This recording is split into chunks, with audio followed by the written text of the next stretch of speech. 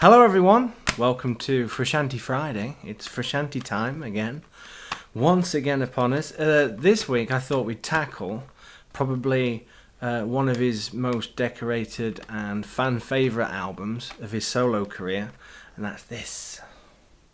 The Empyrean in all of its glory. Again, I have this on CD, so I'm old school. In fact, this particular CD is an original from 2009. I ordered it as soon as I knew his album was coming out.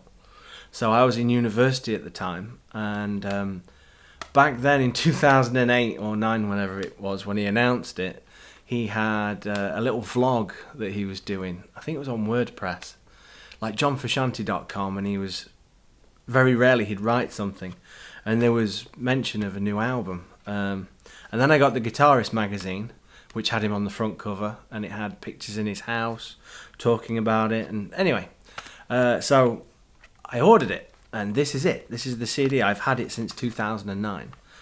It was delivered to my dormitory at university. I remember taking it out. I was so excited. I came back from my lectures, and I stuck this on with a beverage, as you did back then. And then I had a friend there who was into the Chili Peppers, and I said, do you want to come around and listen to this? And he came round, and we ended up listening to this on repeat, and I mean all night, you know, starting at 7 p.m. all the way until 7 a.m. just on repeat, just drinking, talking, listening, and just, it was an experience, one that I'll never forget. And that's how good this was. The notes on the Frusciante website, his own words said that this album is something that you should put on to listen to late at night, and that's certainly what we did, and I've done ever since. The album's supposed to be like a wave, and this was the blueprint for me for that sort of style of recording albums or track listing, when you try and make it a pulse, like you have, you know, it starts off quiet and it goes really fast and very loud, and then it comes back down. It's very calm. It reminds me very much of like Pink Floyd albums, stuff like that, you know. And it's late at night, that sort of image. So this album delivers that in spades. As with the other Frusciante album I did, let's have a look what you get inside this CD. CD obviously being this, just It's lovely. It's just, I dropped the stuff, fail. It's just blue with his name and the name of the album, very minimal, which is good. That's what fell out. So let's have a look at the inside. We've got the lovely artwork on the front. You know, the Empyrean, I believe, if you listen to his interviews, he talks about it. It goes against my belief system to publicly talk about my own spiritual beliefs. In the case of the record, I think I was more using the highest point in heaven as a symbol for the things in life that we're all reaching for, and those things that are sort of out of our grasp, but yet there's some spark inside us that compels us to want to reach for them and to want... The definition being the highest form of heaven or something like that. So there's lots of, like, you know, biblical religious references in here. God, heaven, you know, after the ending, before the beginning, unreachable, things like that motif. I don't think he's a religious man in that respect. He has his own beliefs, but that's certainly the motif that's going on here. So if you look at the front cover, you've got up here, you know, the highest point, the lowest. It looks like a life cycle sort of thing. Anyway, interesting artwork. I like it. And then you get each of the songs with their lyrics. Obviously, before the beginning's an instrumental, and at the end of this video, I'm going to end with that. You'll hear me playing my version of Before the Beginning to a backing track. So let's go through each song. So Before the Beginning's an instrumental, so there's no lyrics for that. Then we have Song to the Siren, which is a cover, which is, you know, he doesn't cover many songs on his albums. I know the first album he covered on usually just a t-shirt. Big Takeover's a cover, but, you know, normally on his solo work he doesn't cover, but this is special to have Song to the Siren on there. And then we've got my personal favourite, Unreachable. So I've been reading these lyrics a lot. That's the song really defines this album for me with the sound. He's got his, you know, his Fender Strat, his pedals, his usual equipment, his Marshall stacks he used in the Chili Peppers when he made this.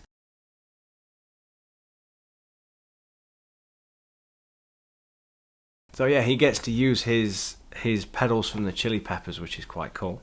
You can hear that in here. Particularly the ending of the song is fantastic. Again, it's got this wave to it where it starts off quiet, it's plucking a few chords, it's mainly piano, and then he brings in the electric slowly coming, and then to the end of the song is just pure like electric guitar solo, which is great, with filter modulation and synth stuff. Typical Frusciante stuff at the time, you know, it's fantastic. I think it's probably one of the most impactful solos I've ever heard him record as well, which is, you know, pretty cool. And then followed that we've got God. So each day would be new. Yeah, that one. Again, no guitar solo on that. It's mainly just chords and, you know, playing on the old piano. There's a lot of piano on this album, which is cool. Then we've got Dark Light, which is kind of two halves of a song. Two songs, put together. You know, each half of this song. I don't know how you want to look at it, but it starts off again piano. He's playing lots of piano on this. I don't think he plays it though. I don't think he plays the piano on this song. I think he wrote it and then he got let's have a look. Violin, cello, instrument tech. Surely it mentions piano. Oh, there we go. Enough of Me, Heaven, Dark. Oh, Light. So Dark. John, vocals, piano and treatments. Josh. Oh, he does play piano on that one. Okay. Yeah, he plays the piano part then. For some reason I thought he didn't. Oh well. Should really read this before I do a video. But anyway, so Dark and Light starts off piano, and then the second half, Light, is fantastic. And I've tried to copy this several times in my own music or with other people, where it's there's a choir and the voice is being manipulated, you know, and treated, afterwards. They've got this choir that sings, and then on certain notes it like they do repeats and they filter it and just things like that. There's an attempt. After I heard this, there was a song I made with a friend of mine which may come out in the future some point, I don't know. And I do the exact same thing. He sings a vocal and I cut it up, and I spent all night and I was making each bit different. It was just nice, and it's got that cool bass part in it as well. Boom, boom, boom, boom, boom, boom, boom, boom, boom, boom. Just great song. That's like my second probably favourite. Well, before the beginning, how would I rank it? Unreachable is number 1, and then it's either Dark Light or Before the Beginning, 2 or 3. Those 3 songs are the highlight for me on this album. We've got Heaven, which is nice. Again, the album, it goes up and comes down. Heaven starts like that. Be for me, and it goes up. Enough of Me. So this is the start of, he recorded a song, 2 songs, and they're basically the same song, but he sings over it in 2 different ways. It reminds me of on Scary Monsters from David Bowie. There's the first track and the last track, and they're technically the same song, but sang differently, and instruments taken out, but basically it's the same song. He does that here. So the first iteration is Enough of Me, and again there's a really cool solo at the end, guitar solo, and that's probably one of my favourite guitar solos as well that he's done. He's doing this 2-note skipping invention thing, and the fuzz is just great. And then we've got Central. This one has Johnny Marr on it, which is pretty cool, playing I think a 12-string guitar, but the rhythm at least anyway. I don't know if it's a 12-string, but if we go to Enough of Me, Johnny Marr on just says guitars, probably a 12-string, knowing him or something. Yeah, another good song, good guitar solo. I think he's using his Electro Harmonix Muffin Fuzz or something, he says in an interview. There's some interviews as well he gave when doing this album. There was a particular one where he's interviewed and speaks about each song, and he tries to remember what gear he used, and basically he said it's just the stuff he used when he toured with the Chili Peppers at the time. So and then so we had Enough of Me, and then the second song that's the same song but it's done differently is One More of Me. You see what he did there? But instead of a guitar, so if you play them on top of each other, they actually sync up, right? And somebody's done that on YouTube. If I find a link, I'll try and put it in.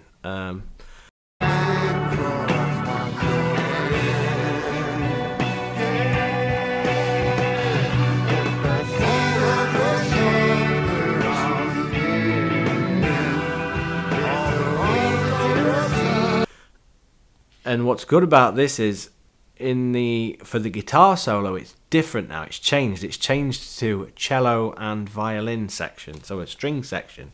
I think it's a quartet. One More of Me, it just says strings. So yeah, there's some strings in there, and they're playing the solo instead.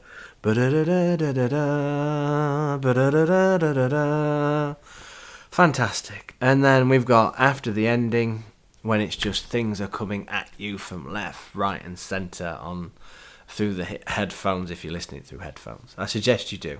If you listen to it with headphones on, you can hear things flying around and coming in. It's just fantastic. And then that's it. The back of the book just has, you won't be able to see it, but the personnel who did what. And then at the end we've got the track listing, which is fantastic. So that's that. Yeah, this was an interesting period in my life because I was at university when this came out. So, and I was trying to discover myself as a musician. Didn't really work. But I had a strong passion for John Frusciante, and when I heard this was coming out, and I actually missed him playing in the Chili Peppers, which was annoying, because he stopped in 2007. So by the time this came out, we actually didn't know if he left or not. They were on sort of a break. In fact, in the interview about the album, somebody asks him about it, and he says, stop the tape. I can't talk about it. Things like that.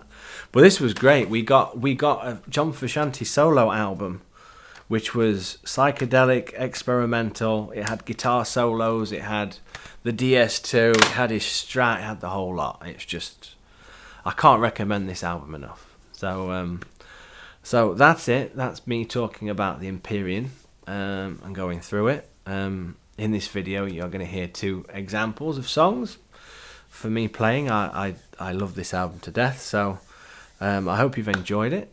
Hope you give the album a listen, and please subscribe, like, and follow and comment if you can. Tell me which Frusciante Friday video I should be doing next. I'm feeling probably something modern, like the new era stuff, like, you know, Eddie or Return of the Dream Canteen. I don't know. So anyway, let me know. No, bye for now. Ciao, ciao.